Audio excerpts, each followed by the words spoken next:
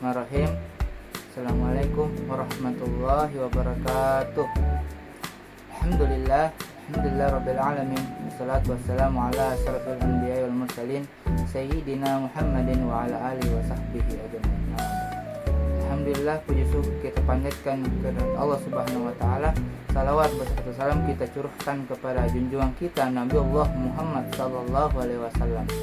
Baiklah, kami dari kelompok 6 akan mempresentasikan proposal kami yang berjudul Fenomena Kemusyrikan dalam Masyarakat Awam, Perspektif Tafsir Al-Maraghi.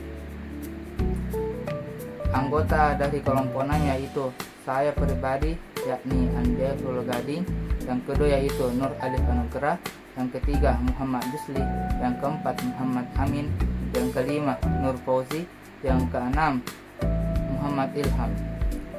Untuk mengepesankan waktu kepada pemateri pertama, falyatafaddal masykura. Bismillahirrahmanirrahim. Di sini saya akan menjelaskan bab 1 pendahuluan, yaitu latar belakang fenomena kemusyrikan dalam perspektif tafsir Al-Maraghi. Kemusyrikan merupakan persoalan fundamental dalam akidah Islam yang tetap relevan hingga saat ini. Fenomena ini terus berkembang dalam berbagai bentuk sesuai dinamika zaman, baik yang didasari maupun tidak pada pelakunya.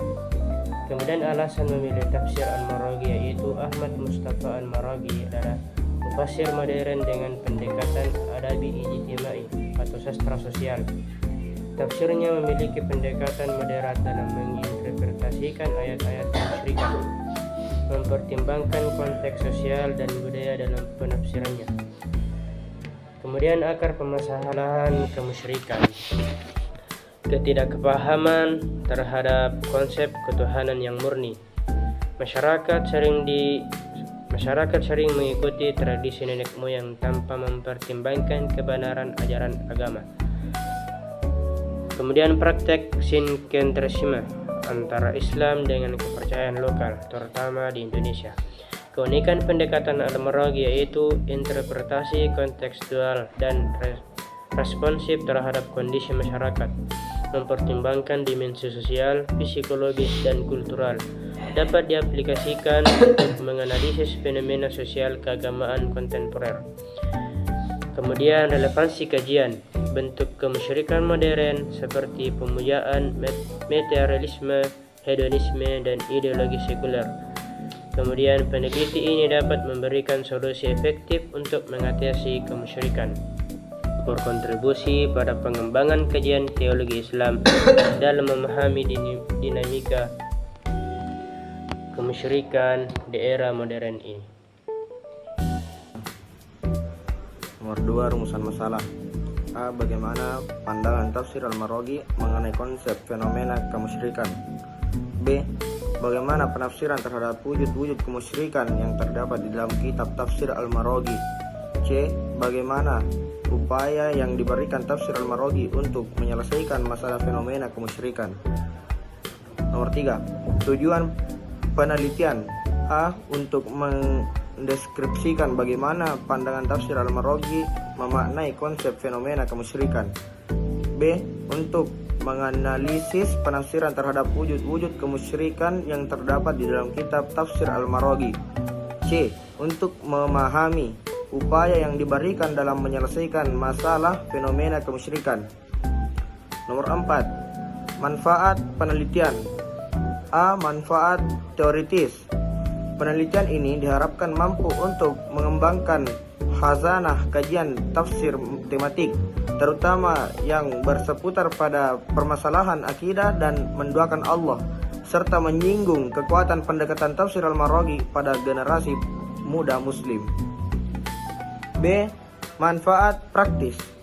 Dengan penemuan penelitian ini bisa dijadikan sebagai bahan refleksi, rujukan dakwah, bahkan acuan bagi orang-orang agar dapat dalam menghindari bentuk-bentuk penyimpangan akidah yang terjadi di kehidupan sehari-hari. Bismillahirrahmanirrahim. Baiklah, kita akan melanjutkan pembahasan kita yaitu pada pembahasan bab kedua, landasan teori. Pada bagian pertama dijelaskan apa itu pengertian tafsir. Jadi tafsir itu secara bahasa berasal dari bahasa Arab, merupakan bentuk masdar dari kata fassara yufassiru tafsiran, mengikuti wazan taf'ilan yang mempunyai arti penjelasan dan keterangan. Menurut Kiai Haji Maksum bin Ali dalam kitab Al-Mansilah At-Tafsiriyah, penggunaan wazan fa'ala berfungsi untuk kata kerja transitif. Dengan demikian kata fassara adalah menjelaskan dan menerangkan. Penjelasan ini dibuat agar informasi yang masih belum atau tidak jelas menjadi jelas. Kata tafsir dapat pula berarti al-ibanah atau bermakna menjelaskan makna yang masih samar, atau bisa juga berarti al-kasyaf. Apa itu al-kasyaf? Yaitu menyingkap makna yang masih tersembunyi, dan bisa juga bermakna al-izhar atau menampakkan makna yang belum jelas. Jadi semuanya memiliki makna yang sama. Di dalam kitab usul tafsir juga dikatakan bahwa ulama ahli bahasa berbeda pendapat mengenai lafaz kata tafsir. Tafsir berasal dari kata safara di dalam bahasa Arab yang menggunakan wazan taf'il, bermakna menjelaskan, mengungkapkan maksud dari lafaz yang bermasalah. Sebagian ulama juga berpendapat bahwa kata tafsir bentuk terbalik dari kata safarah yang juga berarti menyingkap. Sedangkan tafsir menurut istilah yaitu ilmu yang dipelajari untuk memahami kitab Al-Quran, kitab Allah yang diturunkan kepada Rasulullah Muhammad SAW untuk menjelaskan maknanya dan untuk mengambil ketentuan hukum dan hikmah yang terkandung di dalamnya. Jadi itulah pengertian tafsir. Selanjutnya dilanjutkan kepada pemateri selanjutnya. Bismillahirrahmanirrahim. Baik, di sini kami akan melanjutkan dari pembahasan sebelumnya. Kita masuk di pembahasan kedua, yakni sejarah tafsir. Sejarah tafsir adalah perjalanan atau perkembangan ilmu penafsiran Al-Quran dari masa Nabi Muhammad SAW hingga zaman sekarang atau disebut dengan zaman modern. Pada masa Nabi Muhammad SAW, tafsir masih bersifat langsung atau praktis, di mana Nabi sendiri yang menjelaskan maksud setiap ayat yang turun. Jadi ketika ada ayat yang turun, maka Nabi langsung menjelaskan atau menafsirkan langsung kepada para sahabat atau menjelaskan langsung kepada para sahabat, baik itu melalui lisan maupun perbuatannya. Pada zaman Nabi Muhammad SAW, tafsir Nabi dikenal dengan istilah tafsir nabawi, dan ini menjadi rujukan ulama dalam memahami wahyu atau memahami setiap ayat dalam Al-Quran. Penjelasan Nabi bersifat otoratif, di mana karena ia adalah penerima wahyu sekaligus contoh atau penerapannya dalam kehidupan. Jadi di sini kenapa Nabi Muhammad SAW dikatakan sebagai penjelas atau penjelasan Nabi yang sangat bersifat otoratif, karena Nabi sendiri yang menerima wahyu sekaligus menjelaskan makna dari setiap ayat atau penafsiran ayat dan sekaligus menerapkannya dalam kehidupan. Dengan demikian, Nabi Muhammad SAW adalah penafsir pertama Al-Quran. Beliau sebagai mubayyin al-awwal terhadap ayat-ayat Al-Quran di tengah-tengah para sahabatnya, terutama menyangkut ayat-ayat Al-Quran yang dipahami makna dan kandungannya. Karena dijelaskan pula di dalam Al-Quran bahwa apa yang disabdakan Rasulullah SAW merupakan petunjuk Allah, bukan karena hawa nafsu. Jadi di sini Nabi SAW ketika setiap menyampaikan ayat dan sekaligus menyampaikan penjelasannya atau tafsirannya kepada para sahabat itu bukan hanya sekedar hawa nafsu, akan tetapi sudah menjadi perintah dari Allah Subhanahu wa taala. Setelah Nabi Muhammad SAW wafat, pada zaman itu di mana Nabi SAW telah wafat, maka para sahabat menjadi generasi pertama yang memahami Al-Quran, karena mereka yang telah belajar langsung kepada Nabi Muhammad SAW. Jadi ketika Nabi Muhammad SAW wafat, yang menjadi penerus penafsiran itu adalah para sahabat. Kemudian di masa tabi'in, generasi setelah sahabat, maka disinilah telah banyaklah muncul ulama yang melanjutkan tradisi penafsiran. Mereka mulai menulis tafsir secara sistematis meskipun masih dalam bentuk catatan atau periwayatan. Nah, jadi tafsir pada masa ini sudah mulai terdokumentasi. Nah, jadi setiap penafsiran itu ada setiap para ulama itu menafsirkan setiap ayat mulai istilahnya dalam bentuk terdokumentasi, di mana dicatat atau dalam bentuk kitab.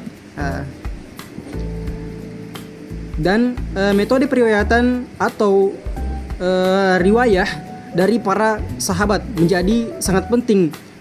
Jadi setiap penafsiran di masa tabi'in itu ketika dituliskan atau dibentuk dalam bentuk dokumentasi, di mana setiap kitab hadis ataupun kitab tafsir maka disertakan dengan riwayat. Mungkin di antaranya tokoh yang menjadi penting pada masa itu di masa tabi'in adalah Mujahid bin Jabir. Bismillahirrahmanirrahim. Baiklah, kami akan melanjutkan materi kami pada bab kedua, yakni landasan teori. Bagian ketiga, pengertian tafsir. Salah satu karya penting tafsir Al-Maraghi adalah tafsir monumental yang diberi nama Tafsir Al-Maraghi. Yang kitab ini terdiri dari 30 juz dan mencakup seluruh isi Al-Quran. Berbeda dengan kebanyakan tafsir klasik yang cenderung padat dan sulit diakses oleh masyarakat awam. Tafsir Al-Maraghi disusun dengan bahasa yang mudah dipahami, sistematis dan mengalir. Tafsir Al-Maraghi adalah salah satu kitab tafsir Al-Quran modern yang ditulis oleh Ahmad Al-Mustafa Al-Maraghi, seorang ulama dan cendekiawan asal Mesir. Kitab ini ditulis dalam 30 jilid dan mencakup seluruh isi Al-Quran. Kitab tafsir tersebut sangat bermanfaat dan menyingkap persoalan-persoalan yang sulit dan tidak mudah dipahami, namun kebanyakan diselingi dengan ilmu balaghah, nahwu sharaf, fikih, tauhid dan ilmu-ilmu lainnya.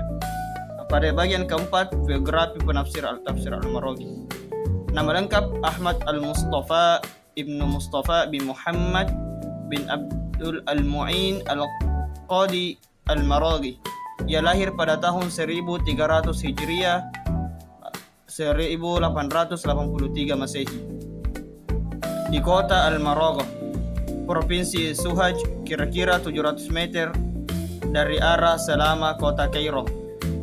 Menurut Abdul Al-Aziz Al-Maraghi yang dikutip oleh Abdul Jalil, kota Al-Maraghi adalah ibu kota Kabupaten Al-Maraghah yang terletak di tepi barat Sungai Nil, berpenduduk 10.000 orang dengan penghasilan gandum, kapas dan padi. Ahmad Mustafa Al-Maraghi wafat pada tahun 952, namun warisan keilmuannya tetap hidup dan terus menginspirasi banyak kalangan hingga hari ini. Tafsir Al-Maraghi menjadi bukti nyata bahwa pemahaman terhadap Al-Quran dapat disampaikan dengan cara yang sederhana, tetapi tetap ilmiah dan mendalam. Mungkin ini saja yang sempat kami sampaikan mungkin akan dilanjutkan oleh pemateri selanjutnya. Baiklah, materi selanjutnya yakni bab ketiga, metode penelitian. Yang pertama, jenis penelitian. Penelitian yang kami gunakan ini ialah penelitian yang terfokus pada penelitian pustaka, yang mana bertujuan untuk menggali pemahaman lebih tentang fenomena kemusyrikan yang melanda masyarakat dengan menganalisis teks-teks, tafsir, dan sumber-sumber lainnya. Kemudian yang kedua yaitu sumber data. Sumber data yang kami gunakan yaitu tafsir Al-Maraghi sebagai rujukan utama, kemudian kitab-kitab tafsir lainnya yang mengandung kasus kemusyrikan di dalamnya.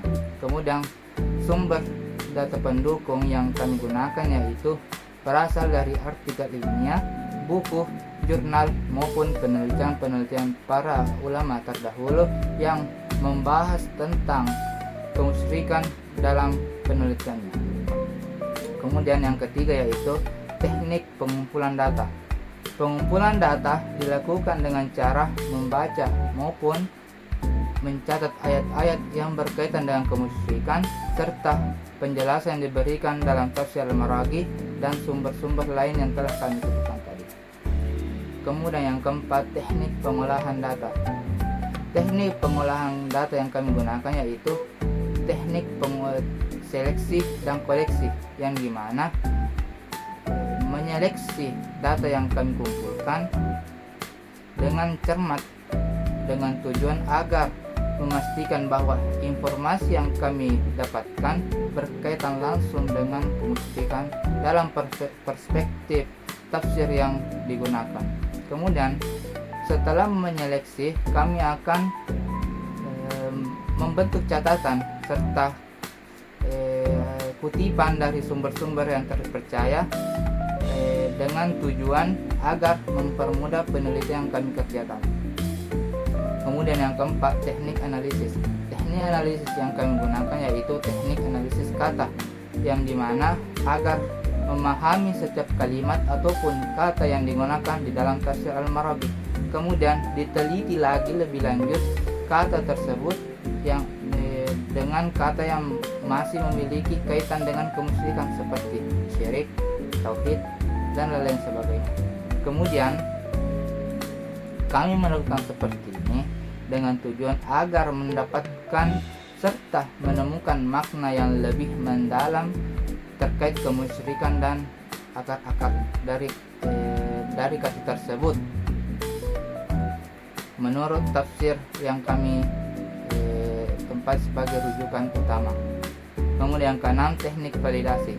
Kami menggunakan teknik validasi membandingkan tafsir Al-Maraghi dengan tafsir-tafsir lainnya yang relevan serta penelitian-penelitian terdahulu yang masih memiliki kaitan dengan kemusyrikan. Kami melakukan validasi ini dengan tujuan agar hasil analisis kemungkinan valid kami dapat secara langsung meningkat dan menyeluruh. Ya, mungkin demikianlah pembahasan ataupun presentasi dari kelompok 6. Terima kasih telah menonton sampai akhir. Mudah-mudahan kami serta yang menonton sekalian dapat mendapatkan hikmah ataupun pembelajaran dari video ini agar bisa diaplikasikan di kehidupan sehari-hari. Wabillahi taufiq wassadah. Assalamualaikum warahmatullahi wabarakatuh.